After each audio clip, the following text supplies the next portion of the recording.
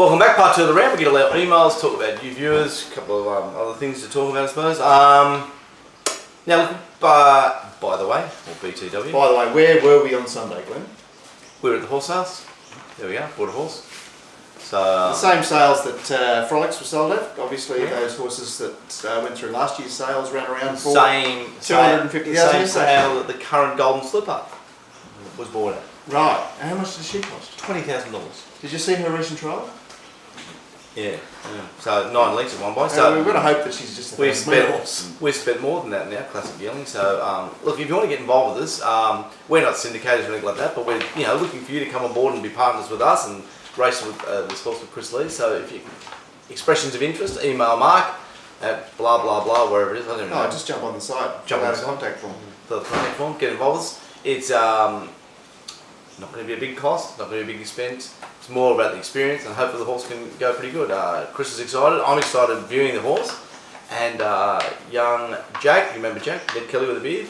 He's got a lot of experience in picking horses, and he was very happy with his breeding and his confirmation. Done a lot of work behind the scenes for us. So look, very, we'll probably be selling in 5% lots. So 120 if you get by 2 or 3 lots, and very small price, very, very small price. So come and race this horse with us. It's a partnership, and we're hoping for a little bit of success and enjoy. It's a good experience, actually. We'll have a bit of fun in the process as well. Yeah. That's right. Yell, hang around us in the mounting yard and owners' stalls, and get a few products for free for a little period during the horse or something. We haven't worked out the whole details. We're got no idea ourselves. So if you want to be involved in something where we've got no idea and we're in charge, sounds just like us, but I'm sure there'll be a laugh in it. Yes. And maybe a bit of success. It's by Luke de Vavail. What are we calling it? Chris called it Luke de Vavail. Oh, yeah. Well, so look, write in with some suggestions for names if you want. You don't even have to be a part of the horse. But help us out. You have a look at us. Have a look at us. We're sitting in 3 Lowe's shirts. I mean, my hair's long and grey at the moment because I can't get a haircut. What's wrong with us? How much does it cost? I can't even get in. Every time I go there, the broad's got, because it's such a cheap joint, 5 people waiting. That's me getting. So, we got a good contributor the other day wrote in on Facebook. He said, I know a couple of punting teams that are comprised of international students are now using their financial incentives to source info from these medium to large stables like Agnes Banks and blah blah blah that have a number of international strappers / staff. So they're using their contacts. These teams comprised of highly educated students in diverse areas, finance, commerce, algorithms, etc., that complement a computer team with solid financial backing, like most Asian students. And they'll be the next wave of serious players in the next 10 years. Parents have bought their kids' houses in northwest Sydney where those students have lounge rooms converted into trading-like floors and they sleep upstairs. What do you make of that? It sounds a little bit like the poker setup. Really? I always thought those, like, what's the word? Let's say Asian Indian strappers were just over here because they got like a 2-year visa. Yeah. And they get them $750 a week, and then they drive those pizza things in the night time. They just work 16 hours. They save every case, and after 2 years you go back to home and they're rich. They've got family that are also at uni at the time. That are doing stuff that enable them to bet with that information. Well, I'm saying inside information is overvalued. But I don't know. It's not the argument about the merit of inside information. It's just about the fact that the existence of this thing, which I found very interesting. I think it's great. Very interesting. So you're saying there's some people from overseas that are interested in wagering. Yeah. Bring them on board, because the more liquid this game is, I want to play against them. For sure. Yeah, and that's the way I think. Yeah, you just want more players. There's no good playing Betfair if no one's on it. Ben wrote in again and just said, just the thought that Racing Rant watchers and contributors pitch in and raise the 21.6 million, this is for the Everest, buy all the spots for 3 years and get back 30 million. I would go on my own, but I'm short 1 million. Wow. Good. Ben, go Ben. Why not spend that on country racing as 10% of horses race for 90% of the prize money? Thanks, Ben. A lot of people think the same way. What we need to do is we need to get involved in contact and find out when any of these spots actually sold. Has any spot been sold? Does anyone know? I've not heard any. When is the first Everest? Does anyone know? October. So October? Yeah. 8 months. It's around about the time of Corporate Guineas Day or something like that. I hope it works. I hope the Racing New South Wales works. I think we'll be racing for the Three Sisters. Now Nev wrote in, hello men, really enjoy the shows. Good The morning, three of you must be making lots of money by sitting in front of a camera in a park 3 days a week. I don't know about that. What a success story. Well, I don't know about that either. I think he's taking the piss. I'm trying very hard to get there with you. Almost 3 years ago I retired. I bought Don Scott's book Winning Ways. I've been developing my own computer bar database in this time using the Scott methods to produce ratings, markets and then selections. Have you ever looked into Scott's ideas, and if so, what do you think? Well, what I think, Nev, is the game's moved on from Don, and I think if you're going to start with Winning Ways, whilst it's good to... It's a good start. I'm saying it's a good start. Get your brain going, get some thoughts going, but ideas that he had that you won't be making money out of now. He's like, you know, he not only did he wear shorts and long socks, he's from a time of shorts and long socks, and now it's baggy pants and Havana thongs. There's actually a lot of Don Scott instructional videos on the net. I think the Gay Lays has got hold of a few of them, put them on YouTube. And they're sort of very late 80s, early 90s. But I must say, I can recall the beginning of 1982, I just skulked around the bookshop in Lismore because they had a copy of Winning. It was the first Don Scott book. The Winning Way hadn't come out at that stage. Winning. So it was this little slim mauve coloured volume, and I just thought, oh God, could I have that? Can I buy that? Can I buy that? I didn't have any money. I was like 16. Yeah. But I was so desperate to get hold of that book. It was just like, because I'd played with systems and, you know, whatever I'd read in Racetrack and Turf Monthly, just, you know, doing my best. But this was something that was sophisticated, like unlike anything else I'd come across. Wow. I was so excited. So I finally did get Winning, and then when I came to Sydney for start uni, I got the Winning Way, and I started doing my own charts. It was so exciting. You loved the Winning Ways, man. It was so exciting. Talking about exciting, can I talk about Don Scott in my experience? Yes. Well, a mate of mine invited me to the footy. I won't mention names. He invited me to the footy years ago, and I mean years ago. And he turns up with this broad. She was the most beautiful girl. She was like middle of the 80s. She had her tits hanging out. She was one of the first. I think she bought the first ever push-up bra. She had this beautiful hair. She had this beautiful eyes. I'm fucking trying to watch the footy, and I'm going like this, just going mental. Anyway, so he goes away and gets a few beers or whatever, and I said, oh yes, darling, oh blah blah blah blah blah. Oh yeah, she goes, oh, I've been in racing a bit myself, and I'm going, oh yeah, like, what the hell has? He goes, oh yes, my dad's in racing, his name's Don Scott. It was Don Scott's daughter. She was so fucking vibrant, so gorgeous. I still think of her all the time now. This is 30 years ago, and you think of Don Scott with this great little beard, his shorts and long socks and little shuffle. How some size throw some funny things, don't they? By the way, there's nothing wrong with starting with Don Scott. We were talking about Sheila, now we're back to Don Scott's ball. Yeah, well, I'm more Ben got excited. money gambling. I heard Don Scott was a player. Yes. Really? Yeah. Yes. Yeah. What, racing? No. No. With the ladies. Any single blokes out there, if Don Scott was a player, there's hope for all. Yes. But there's nothing wrong with starting with Don Scott, but... Yeah, look, I think you've got to move on from I'll give this horse 3 kilo bonus for this, and I'll take 2 kilos off this horse because it's drawn the wrong barrier and all that sort of thing. You'll drive yourself mad, but it's a good introduction. In fact, it's a very good introduction. Well, I reckon because it makes you think about lots of the attributes that go into a race. Yeah. I read something earlier about the Everest, and someone said, imagine paying that amount of money, and then, you know, when the barrier draw comes up, you draw the barrier 12 of 12, like, you just throw your money away. I feel like saying, gee, I'd take barrier 12 of 12 balls. You choose barrier 12. Huh? Well, how do you know it's the worst barrier? Yeah, it's crazy, isn't it? Alright, but let's move on. So we've got Ben He's probably Metcalf, like in the mid-50s now, you know, married with 7 kids, looks awful. But anyway, keep plugging there, Nev, and I'm pleased that you've discovered it.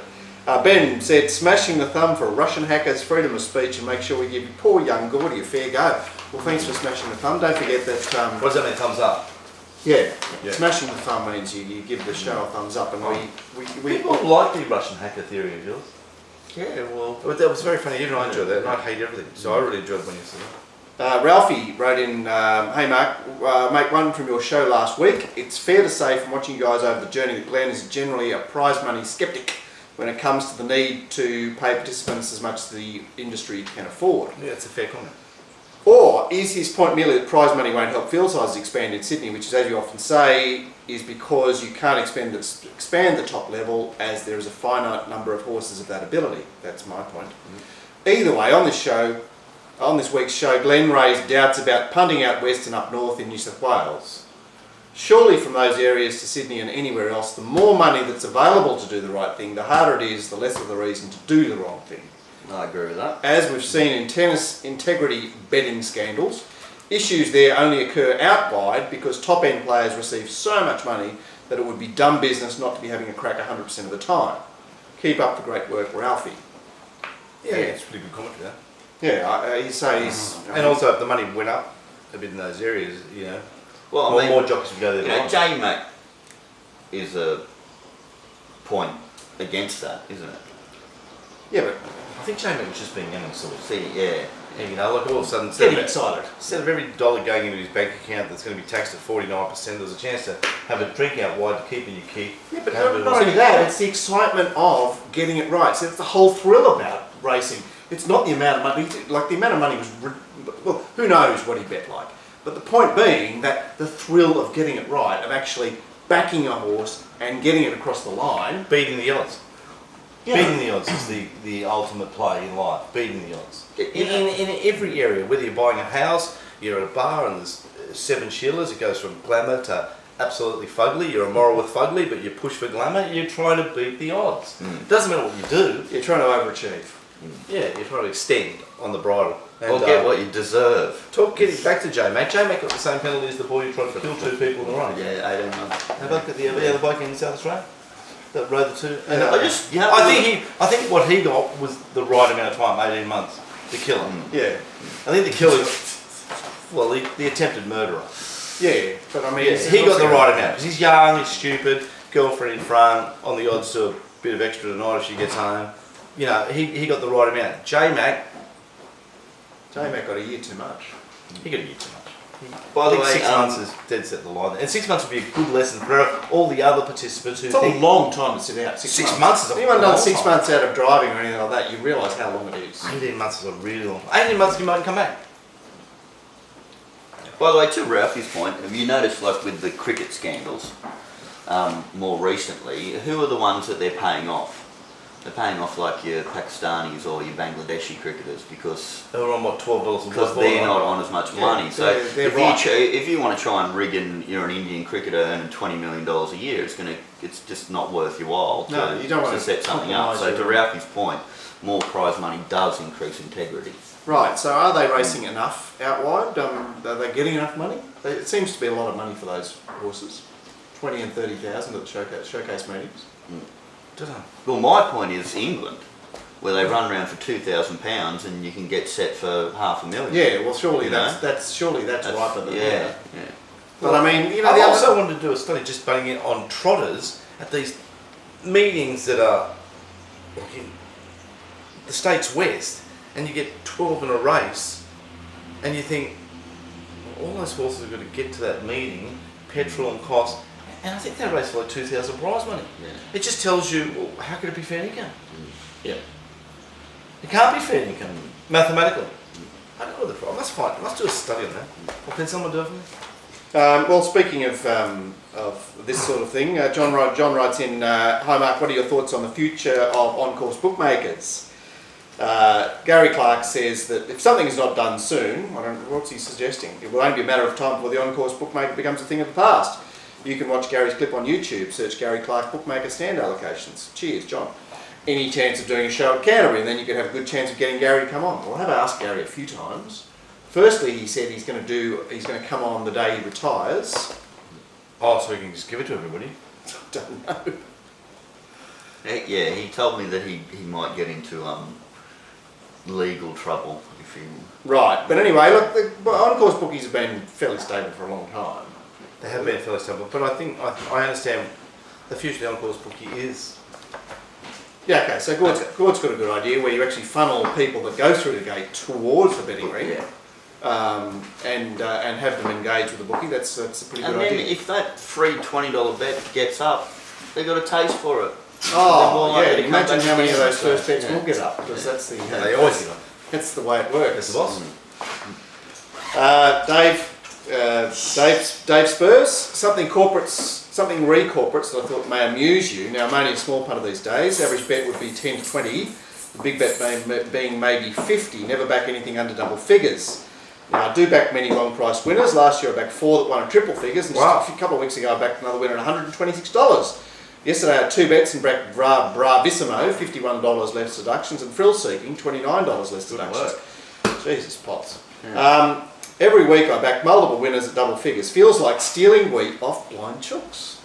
I don't get greedy as I want them to think I'm just lucky and not good. The amusing part is that after about 5 to 6 years, I've started to get restricted in my bets, i.e. $20 bet knocked back to $18.94.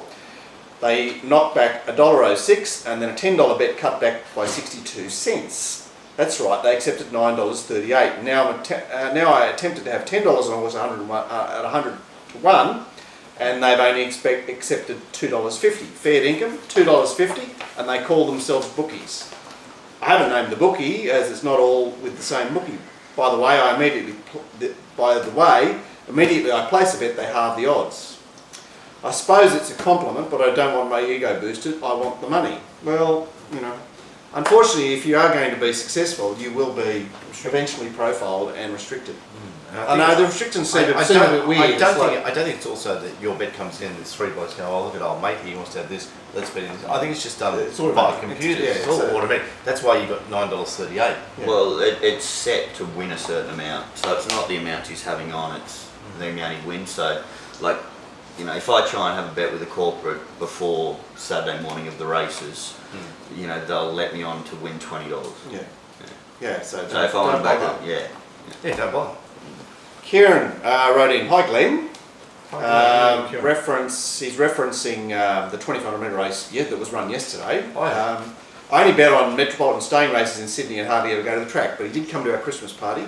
Thanks, Kieran. Oh, yeah, I remember Kieran. Over the last 10 weeks or so, I've heard you express an interest in Demeister and Dream Folk. I have also singled out these 2 runners prior to watching the RANT. My approach to betting on these races is almost the polar opposite to yours. So how is it, do you think, we end up liking the same runners in these cases? Regards, Kieran. Need more info. Don't know. What are you looking for in stays? I suppose that might help Kieran. Yeah. I suppose the first thing I'm doing is, I've said it before many times, if the market's like this, I try to make the market a bit more like that. So I flatten out the market. I'm certainly looking for when they're rising in distance and being hard against that, especially when you get to that 2,000 and up range. And at what point of the preparation are they in? But Demeister and who do you say, Dream Folk? Dream Folk, they're 20 to 1 chances. Yeah, I think it's about where they are in the market. I think it's where they're in the market, maybe why we keep finding them. And because Wasn't Kieran's doing form analysis and he's going off your mounting yard mail selections? Is that the parallel that he's No, doing? no. Or is just on the review? he's on not the saying previous me, show? previous show. Yeah. I don't know, mate. You might, if you're similar to me, you better put the seatbelt on and hang on for the ride. Anyway, Des Grace writes in, have you seen his email address? Tom Melbourne.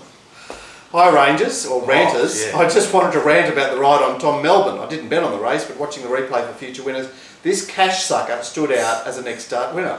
But I feel sick for any punter who backed him today. He should have finished top 2, maybe should have won. The jockey was very quiet on him down the straight. I've not seen the head-on or the steward's report, but from the side-on there looked to be a couple of openings he could have taken. It looked like the jock was riding instructions. What are your thoughts on this run, or should I say trial? Regards, Des. Well, I don't look at the Melbourne tapes, Des. My life's so Well, bad. did you see it on Did you Saturday? see it? Yeah, I can't remember. And but you've assessed a number of races in the last 6 months at Tom Melbourne and Bears. Yeah. I mean, it was all off sprue for what he did last preparation at that sort of weekish race, wasn't it? Didn't he win the Aubrey Cup? Yeah. So No. he smashed Canberra me. Cup, didn't he? It was like it was. Canberra Cup was hip. No, it wasn't Canberra. Hippocrates. No, it was like Wagga or something Was it? like that, or Albury, somewhere Aubrey. down there. And he smashed the field after having a tough run by a massive margin on a heavy track, and Nine lengths away. was talked about as the next Melbourne Cup favourite, and hasn't lived up to expectation. I thought he was an overrated horse, but I haven't watched that run, so maybe. What was he's the come back overrated better of this 3 or time 4 in. years? Pisson de Science. Piscion's to lose. G-Boss. It's always G-Boss. I said it would break down the way it galloped and then it broke down. Nigel, a good friend of the show, Nigel. Mr. Saintly. Is he the bloke from the show? yeah. The party? Yeah. Yeah. Why not? Hi Mark, not sure if you agree with this, but here's my rant on the postponement. The maximum temperature at Randwick on Saturday was 35 degrees, which was a few degrees lower than forecast. So I was surprised to hear Darren Pearce say on radio on Sunday morning that the decision to postpone was the right one. Given that they raced Doomben and Morfettville at 37 and 39 degrees, and there've probably been another 100 race meetings take place across Australia this summer at 35 degrees plus, were all these decisions to race a mistake, or is this just the whole thing just a furphy to cover up the strong rumour that Waller threatened to scratch Winks unless the meeting was postponed? Never go against the family. Punters who budget time on Saturdays to go to the races, or others who spend plenty of time placing pre-post bets, which are then cancelled, deserve to hear what is the real policy from Racing New South Wales so they can budget for postponements every time they see a forecast of 35 degrees plus. Cheers. You've got to add something else in there because they don't go off the temperature, they go off the wet bulb. Yeah, so apparently a Friday afternoon at 3 o'clock, the wet bulb reading was cancellation. Yeah. That was Friday and Saturday was alright. But it's a dangerous precedent. We'd have to agree with that. But if their rules are we go off the wet bulb, advertise what this thing is, and then stick to it. I'm fine with that. Get me out there with an air gun, I'll shoot the wet bulb and blow it up. Yeah, but they're going to run into trouble if they Wet bulb. They're going to have to call meetings off well in advance because they can't get people out there at 3 o'clock and stop a meeting. How have they ever raced at Rockhampton and Townsville? How have they ever raced there? How have they raced there? And the day before at Gilgandra it was 44 degrees and they got through the meeting. Isn't Gilgandra covered by Racing See, New their South Wales? argument would be it's just temperature, not the wet bulb thing, which creates more discomfort or something like that. That's the argument they're Right, using so at is the the wet moment. bulb the ambient temperature? Is that what It's got it something to feels do, like? do with like humidity as well. So high, well then, you So I know. hear that all the time on the road TV now. It's 25, but it feels like it's 29. Yeah. And I always think, well, doesn't that mean it's 29? Yeah, it's a bit weird, isn't it? It's a bit weird. But I mean, they've got a thermometer, which is, everyone recognises what a thermometer is. So if I go up to the bank with my bank deposit on a home I want to buy and tell the bloke instead of there's $1.03 in there, it's actually 1.03 million, it feels like it. Yeah, you see, you feel like you've got a lot of money. May not work. May not work. I think we all agree it was a dangerous precedent. The only reason you're not going to hear the rant, meaning me, go off my head about it is because it was such a successful meeting on Monday. Knowing that it was on me on the Monday, it actually made my life a little bit more comfortable. But, it's dangerous. It's very dangerous because the problem we've got is with global warming, temperatures are going to keep going up. And wet tracks are going to be heavier in winter. So are we 5 years off no racing in summer and no racing in winter and having 2-3 month patches? We'll just race all in spring. It's just dangerous. And I know we're trying to. But we're not like We're trying to keep minorities happy. You know those dirty, filthy minorities. Well, look. The other thing is, all the sport was called off on Saturday, so racing couldn't race. So it's a bad look for racing if we race. Yeah, we couldn't fight. Couldn't fight. And that I think that was the major problem with other.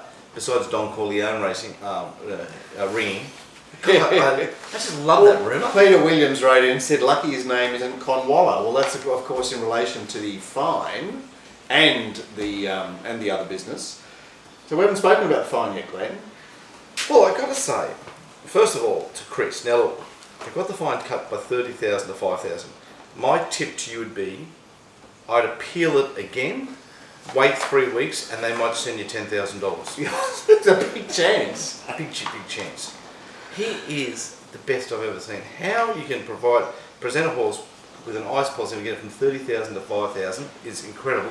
But what's more incredible is our most trusted venues of information, the papers, RaceNet. I love RaceNet.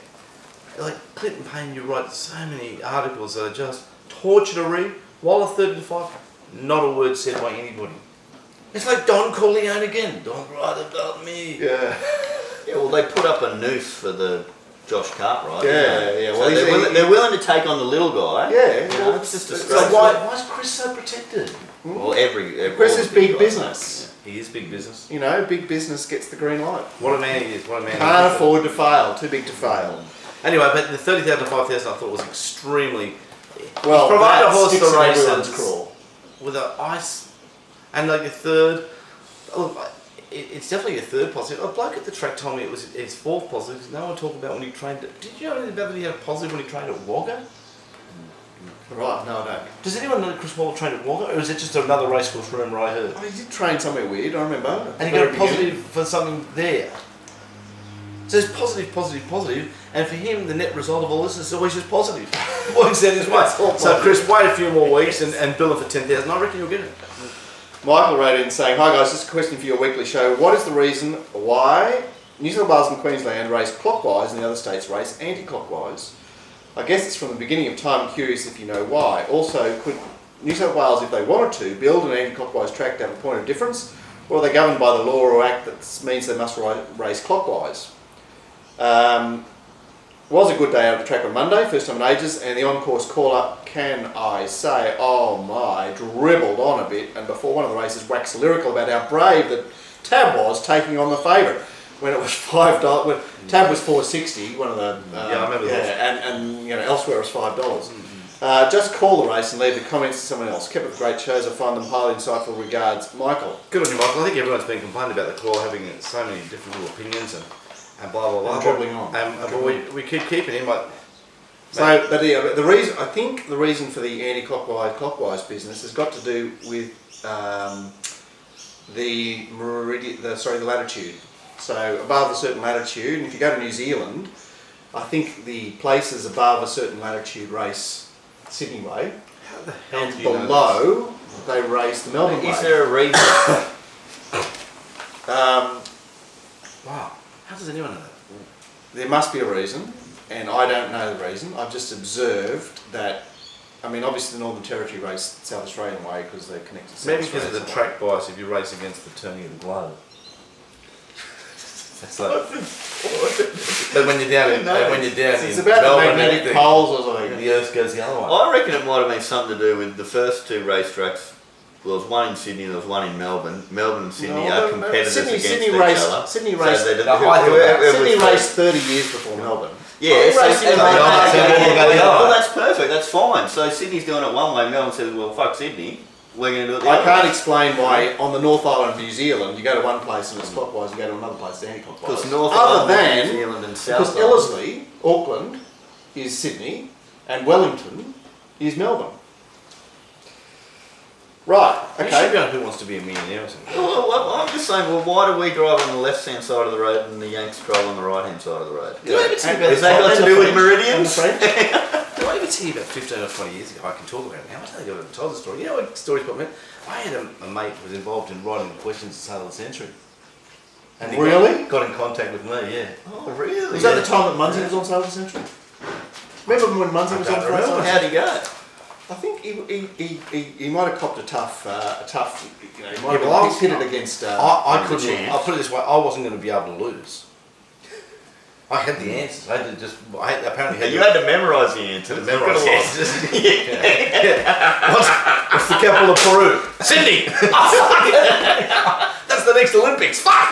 I would have marked it up. Yeah, he was a hot worker. Right, Good guy. you needed to get on Sale of the Century with your knowledge of the answers. Yeah, I was getting on. Oh right, so yeah, that's. I had a green light everywhere. I catted out myself. I got scared. Lee wrote in, "Hi guys, remember Lee Dalton? No. I remember Glenn once mentioning that when a while back a horse swishing its tail when finishing off a race. Watching the replays from Saturday Caulfield, noticed the 2-year-old Blue Diamond Prelude for the fillies, the eventual winner, Catchy, swish her tail twice when hit with the whip by Craig Williams. In your experience, is this action of swishing the tail saying the horse is under stress and steer clear of backing next start? By the way, not the show. All right, thanks, Lee. It is a sign. No one likes the switching tail. It's a sign of distress. Yeah. Going flat out, can't go a yard farther. So distress. So you've got to take forward that next start is that you know this horse last start has had a hard run. I'll give you a good example of a hard run. Perfect Dare won the country champs, 1400 metres yesterday. And it was $1.90. Well done to the jockey. Like, great effort that because the country, whatever it is the same distance in 4 weeks. No, it's in like 8 weeks, isn't it? Okay, so the same distance. April the 1st, so 7 weeks. Okay. And you're a $1.90 chance. It zooms to the lead at the 200 and gets 2 lengths clear. And then you ride the guts out of it to win by 6 lengths. That was great jockey. I tell you, if you were riding our horse, you wouldn't be riding it again because you need to leave something in the tank. Yeah, exactly. So swishing the tail, I suppose, means there's nothing left in the tank. I'd be wary of it going forward. So what are you saying about global glamour then? Well, that's a different beast. That's gay bot. Yeah. What was Global Glamour doing? Well, I'm saying like leading at such a fast tempo and the not best part of the track could be gassed. Yeah. Oh yeah, well, she gassed herself at Gold Coast as well. She's had 2 like super hard runs. Yeah. Gay But I mean, how do you make up your mind whether that's a good platform to do it again or whether you're gone. I suppose it's a decision you make when you do the form. Yeah. And that creates a marketplace. Yeah. It sounds like to me you're a bit against that. It's a factor. I think it's definitely a factor, but with Gay, it's like, Yeah. they can be 93rd up and you just win. Mark says, hi guys, just wondering what's going on with Rick and his Blue Boys. Not only do they seem to be struggling to Metropolitan wins, there doesn't seem to be too many runners for them at the moment. Hartnell looked to have come back very good today, but it didn't seem like anyone wanted to back him pending, no matter how much he continued to blow. Probably opened too short, but even despite the lack of room, he didn't seem to finish off anyway. Did he look bad in the yard? It was just a horse that needed room and really work into the race. He did look particularly poor. Not poor, but he's a beautiful horse. Having fought from the numbers, so he's come back well above himself, and he'll be improved. Last weekend in the Eskimo Prince, Brynick was heavily backed and Bazell blew like the wind, and they finished last and second last, with Bazell beaten a long way apparently due to thumps. But the apparently the thumps is, how does Betfair know about thumps? I know, it's amazing, isn't it? The only blue winner I can recall in the last month is the 2-year-old Veronillo, which was a good win, but fairly slow time, if I recall correctly. They don't even have any 2-year-olds up and ready for the Blue Diamond in Melbourne because Marsupial failed, right? Well, and winners and runners down there seem to be the same in Sydney. Is Rick just late getting his team going for the autumn, or is there something else going on?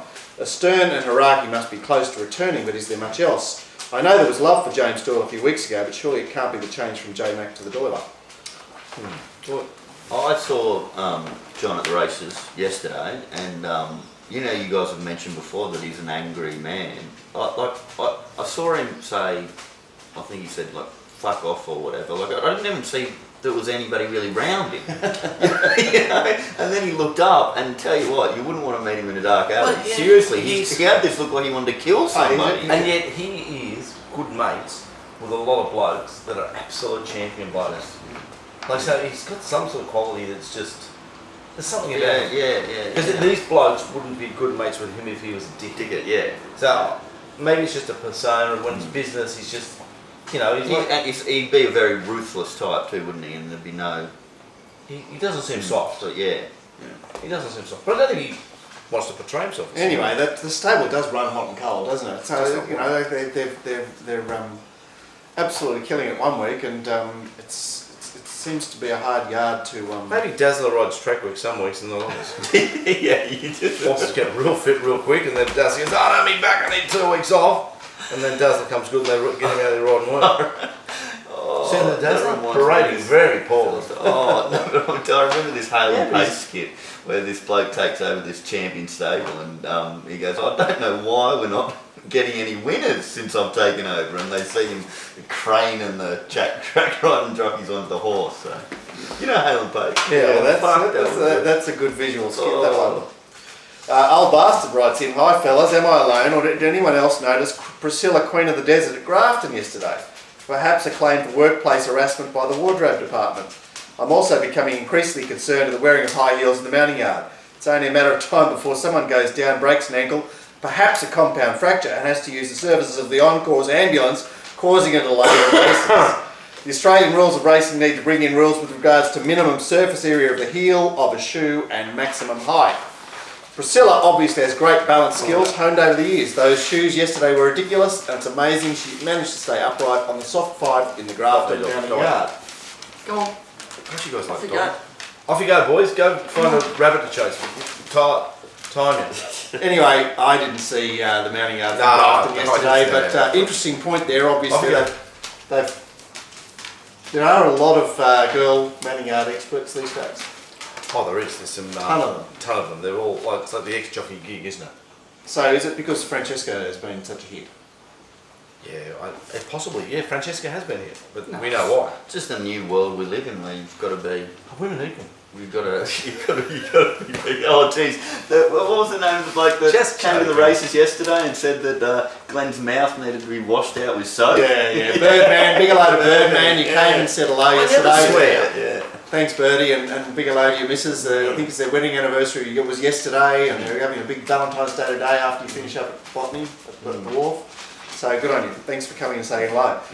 Interesting watching the show, and you're all talking about sports betting as the go-to for younger punters. Has anyone told the younger punters how it's nearly impossible to win anything betting on sport? What do you got to say to that, Gord? I'd say that maybe we should look into it a bit more. There's lots of angles to win on sport. Well, yeah, we'd love to. There's a a good player that we'd love to have on the show. We're never going to get on the show, unfortunately, but I'm sure he's able to say that it is possible to win on betting on sport. You've actually got one sitting on the show who learn off that bloke. So, but, you know. Oh, is that you, Gordon? Yeah, it is. Although, you know, I have to say that your betting on sport, particularly soccer, has been Okay, especially unsuccessful. yes, soccer is my Bet noir. biggest It's your losing bet noir. sport by a country mile. Now, surfing punter wrote in, hi, part 2 of the rant last week, RaceNet form guides for South Coast tracks that Glenn was most unhappy weren't apparently available. Can it be viewed? Yeah. What? Moving right on, Terence Turnbuckle wrote in saying, loving the show, gents. Collett looking for that coveted 5 wide spot in the run with no cover on Sweet Deal was tough watching, ran away. Well, he didn't really have any choice, did he? Like, he was 4 wide, so he just moved up to 3 wide outside the lead. There's not much you could do. Horseman and horse. Horse went sensational. It wasn't such a massive negative to be posted wide. No, yesterday was, you know, and it was sort of trucking along outside. A couple of horses that were just going to fall straight over. Scotty wrote in, quick to call Randwick off, yet good old Gilgandra running 42.4, no sign to stop. Sort of pretty much covered that one. You already have that in. Grant P, the way Glenn is handling all that paperwork, how many sheets do you have on Friday there? Oh, what about that? 97 sheets. Yeah. He'll lob a job in the government. Hashtag paper pusher. Might go good working for the government. Might be like George Costanza, you know, the little bed under the table. And finally, the fake Richie wrote in, with Brandwick postponed and Canberra off, how's the Glenster holding up? In a corner, rocking back and forth, hugging his knees. Wasn't a little bit, but knowing they were on Monday, I just knew I just had to get through the day, sleep in Sunday, go for a swim, big cardio Sunday night, wake up ready. Wasn't too bad. You didn't even have a double in Melbourne? No. And he killed it as well. So Randwick Monday was a great effort from the Manning Yard Mail. I will say that's obviously we're at the rant on Tuesday. That's all part and parcel of what happened on the weekend. Hopefully we don't really have to think about that again. You because guys will be previewing tomorrow night on the Savo? For our punters? I don't think so. No, we'll have to Have can it the all done? preview show because Have all the work done. oh Yeah, wouldn't have had the work done. no, it's an impossibility. But we are at Randwick tomorrow with the rail out 12 metres. We'll be back So, for the preview show on Friday, which is very popular. It's Stacks and Winners. A lot of people there. Where are we on Saturday, Glenn? Rose Hill. Rosa. Silver Slipper? No. Where are we up Yeah, to? it is. Silver Slipper? Yeah, it is. It's going to be a small field because they're all scared of that sugar rain, isn't it? Or... Right, but there's a horse coming down from Brisbane that they have high hopes for. So, yeah. That'll be a pen. Pen? The old pen job? Yes. Best thing about the pen job is not doing the work. Yes.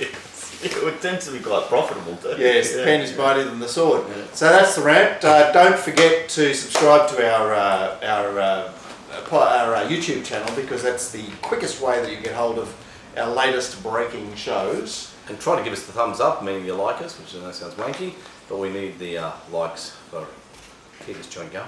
Yeah, keep it ticking along. So thanks for watching, and we'll be back on Friday. And as Chris always says, never go against a family. See you.